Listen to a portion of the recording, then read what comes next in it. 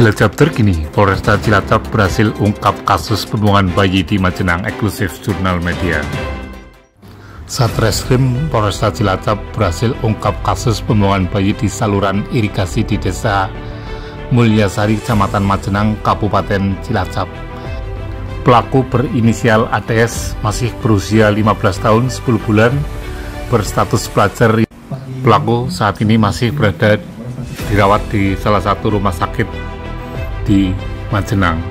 Menurut Kapolresta Cilacap, Kombes Pol Ruruh Wicaksono mengatakan pasca penemuan jasad bayi berjenis kelamin perempuan pada hari Jumat sekitar pukul 5 waktu Indonesia Barat, unit PPA Satreskrim Polresta Cilacap langsung melakukan olah TKP dan penyelidikan untuk mengungkap kasus pembuangan bayi di Majenang, eksklusif Jurnal Media.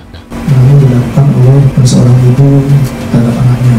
Adapun kronologisnya, pada hari Jumat kurang lebih pukul 05.00 WIB ada laporan dari masyarakat telah ditemukan seorang bayi diduga telah meninggal dalam sebuah saluran irigasi. Kemudian masyarakat melaporkan kepada polsek terdekat. Kemudian setelah itu kita amankan dan kita bawa ke rumah sakit untuk dilakukan otopsi. Dari polsek di backup oleh Satreskrim, kemudian melakukan penyelidikan, memberikan informasi terus pada masyarakat secara luas, mencari informasi kaitannya dengan bayi tersebut.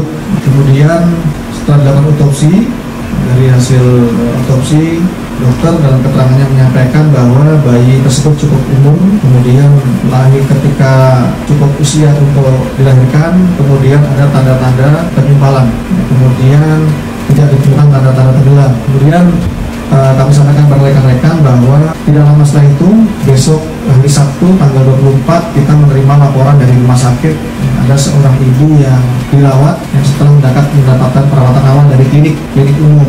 Ibu ini keterangannya mengalami pendarahan. Kita lakukan pemeriksaan intensif, ternyata diketahui bahwa ibu tersebut adalah orang tua kandung dari bayi yang tadi ditemukan meninggal. Kemudian kita lakukan interogasi awal bahwa benar mengakui ibu tersebut adalah orang tua dari ibu dari bayi ini.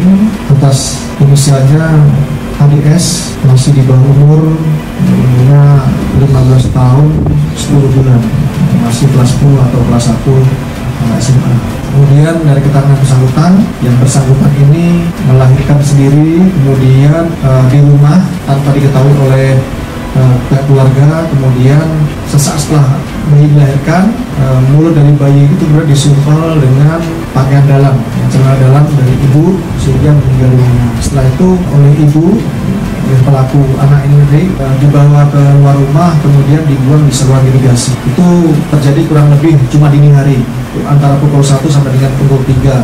Pukul 5 ditemukan oleh masyarakat di saluran irigasi. Terkait dengan hal tersebut, tadi kami sampaikan bahwa terhadap pelaku saat ini masih dalam perawatan di rumah sakit. Nanti akan kita lakukan pemeriksaan. Kemudian terhadap yang bersangkutan, karena pelaku masih di bawah umur, masih anak, kita serahkan undang-undang perlindungan anak, ancaman hukumannya 10 tahun, kemudian karena dilakukan dari ibunya, ancaman ditambah sepertiga.